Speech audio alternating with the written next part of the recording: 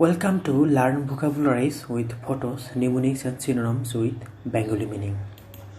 আজকে আমরা barons 333 GRE high frequency ওয়ার্ডস নিয়ে আলোচনা করব। Today we discuss about the following vocabularies: condone, dormant, homogeneous, magnanimity, alleviate. আজকের প্রথম ভোকাবুলারিটা হলো কন্ডোন। কন্ডোন মানে হচ্ছে উপেক্ষা করা বা মকুব করা। Meaning accept behaviour that is considered morally wrong or offensive. Explanation if you condone something you allow it, approve of it, or at least can live with it. Some teachers condone chewing gum and some don't. Synonyms of condone: allow, accept, disregard, excuse, forgive, pardon, let go. এখন আমরা ছবির দিকে তাকাবো। ছবিতে আমরা একটা মেয়েকে দেখতে পাচ্ছি যে মুখে চুইংগাম যেরকম বাবুল বানিয়ে ক্লাসরুমের মধ্যেই করে ফেলছে এটা, এবং কোনো টিচার তাকে কিছু বলতেছে না। তার মানে যদি এরকম ক্লাসের মধ্যে চুইংগাম চিবানোটাও কি এক ধরনের একটা খারাপ কাজ, এটা ঠিক না। কিন্তু কোনো টিচার যদি এটাকে বলে যে হ্যাঁ তোমরা চুইংগাম এইভাবে বাবল করতে পারো, আমি তোমাদের কিছু বলবো না, তখন টিচারটা যে এই যে বিষয়টাকে যে কি মাফ করে দিল বা মকুব করে দিল, এই বিষয়টাকে বলা হচ্ছে কি কন্ডন। তার মানে ক্লাসরুমের ভিতরে যদি কোনো টিচার চুইংগাম খেতে দেয়, তাহলে ওই বিষয়টাকে কি ওই টিচার চুইংগাম খাওয়াটাকে কি উপেক্ষা করলো বা কন্ডন করলো। আমরা এইভাবেও ভোকাবুলারিটা মনে রাখতে পারি, যেরকম ছবিতে আমরা দেখতে পাচ্ছি। পরের ভোকাবুলারিটা হলো ডরম্যান্ট। ডরম্যান্ট মানে হচ্ছে সুপ্ত, ঘুমন্ত অবস্থা। Meaning inactive but capable of becoming active. Explanation dormancy is a period in an organism's life cycle when growth, development and in animals physically activity are temporarily stopped. Synonyms of dormant: asleep, slumbering, resting, drowsing, supine, inert, latent, quiescent, stagnant, sluggish, lethargic, torpid.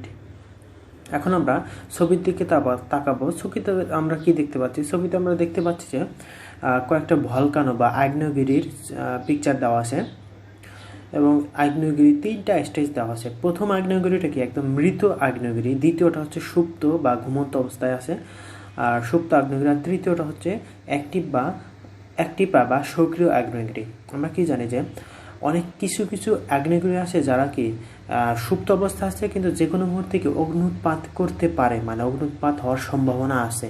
ওই আগ্নেয়গিরিকে বলা হচ্ছে কি সুপ্ত আগ্নেয়গিরি বা dormant আগ্নেয়গিরি। তারপরে dormant আগ্নেয়গিরিকে দ্বারাও আমরা কি বলতে পারি যে সুপ্ত আগ্নেয়গিরি, মানে ঘুমন্ত অবস্থা আছে, যে কোনো মুহূর্তে সে কি করতে পারে, অগ্নুৎপাত করতে পারে। এরকমই আমাদের অনেক ক্ষেত্রে বলে যে সুপ্ত প্রতিভা আছে। এই বিষয়টাকে আমরা এইভাবে মনে রাখতে পারি। স্পেশালি আমরা আগ্নেয়গিরি দিয়েও এই ডরম্যান্ট ভোকাবুলারিটা খুবই ভালোভাবে মনে রাখতে পারবো। হোমোজেনিয়াস। হোমোজেনিয়াস মানে হচ্ছে সমশ্রেণীভুক্ত। Meaning all of the same or similar kind or nature. Explanation: if a group of things are homogeneous, they are all the same or similar.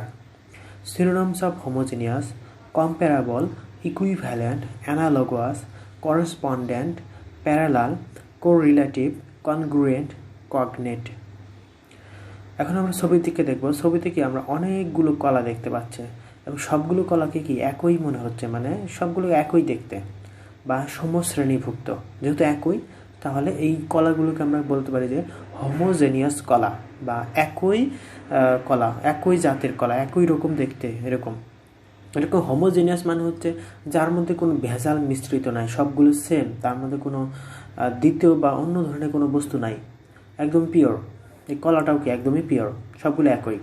তাহলে আমরা বলতে পারি যে হোমোজেনিয়াস মানে সমশ্রেণীভুক্ত বা একই দেখতে। সেরকম যেমন আমরা মানুষ একটা সমশ্রেণীভুক্ত, অন্য প্রাণীরা তাদের একটা সমশ্রেণীভুক্ত আছে, এগুলো আমরা বায়োলজিতে পড়েছি, সমশ্রেণী বা হোমোজেনিয়াস বিষয়টা।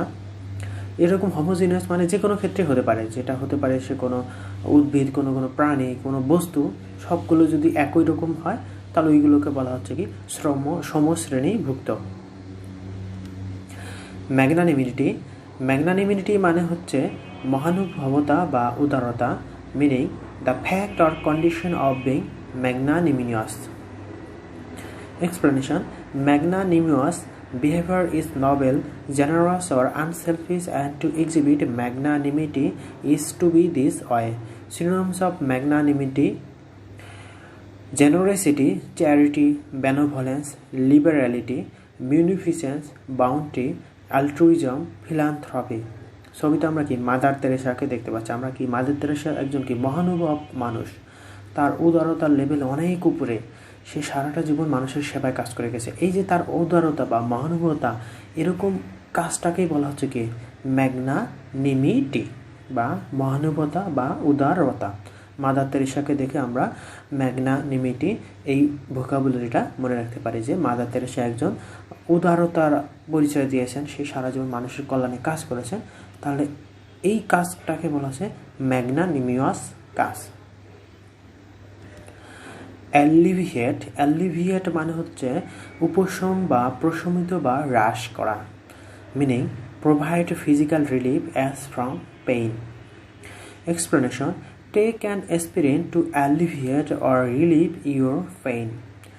Synonyms of alleviate: relieve, diminish, lessen, allay, assuage, palliate, soothe, mitigate, moderate, pacify, placate, mollify. এখন আমরা ছবির দিকে তাকাবো। আমরা ছবিতে কি দেখতে পাচ্ছি যে একজন মেয়েকে দেখতে পাচ্ছি, তার মাথায় মালিশ করে দেওয়া হচ্ছে। বিভিন্ন ধরনের প্রসাধনী আছে বা হার্বাল জিনিসপত্র আছে।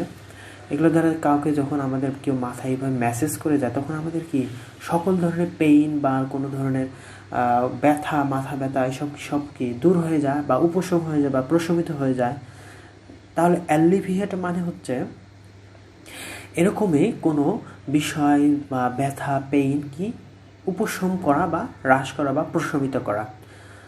এখন আমরা ছবিতেও তো এরকমই দেখতে পাচ্ছি যে কেউ যদি আমাদের এইভাবে মেসেজ করে দেয়, তাহলে আমাদের মাথার টেনশন এমনিতেই চলে যাবে, আমাদের মাথায় কোনো টেনশনই থাকবে না। তাহলে আমরা অ্যালিভিয়েট এই ওয়ার্ডটা বা ভোকাবুলারিটা ছবি দেখে আমরা মনে রাখতে পারি যে প্রশমিত করা, সেটা হতে পারে কোনো ব্যথা, কোনো রোগ বা যে কোনো কিছুই। হ্যাঁ, তাহলে আমরা সহজভাবে এই ওয়ার্ডগুলো মনে রাখতে পারি। আমরা মোটামুটি আজকে বেশ কয়েকটা ওয়ার্ড নিয়ে আলোচনা করলাম, আশা করি আপনাদের ভালো লেগেছে।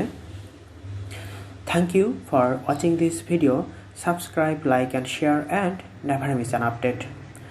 হ্যাঁ, অবশ্যই আপনারা বেশি বেশি করে শেয়ার করবেন এবং আমরা সবাই মিলেই ভোকাবুলারিগুলো শিখব। এবং সেই সাথে আপনারা অবশ্যই আপনাদের মতামত কমেন্ট করে জানাবেন এবং সেই সাথে আরও কীভাবে আরও ভালোভাবে বিষয়গুলোকে প্রেজেন্ট করা যায় সেই বিষয়ে আপনারা আপনাদের মূল্যবান মতামত জানাবেন। এবং সেই সাথে কোনো যদি ভুল ভ্রান্তি থাকে সেগুলো আপনারা বলবেন যে এই বিষয়গুলো ভুল হয়েছে, এগুলো কারেকশন করা দরকার। তাহলে আমি নেক্সট ভিডিওতে ওই বিষয়গুলোকে কারেকশন করার চেষ্টা করব। যদিও আমি নিজেও শিখতেছি, আপনাদের নিয়ে আমি সবাই মিলে আমরা সবাই শিখব ভোকাবুলারিগুলো। আমিও শিখব, আপনারাও শিখবেন। আশা করি আপনারা আমাদের সাথেই থাকবেন। ধন্যবাদ সবাইকে। খোদা হাফেজ।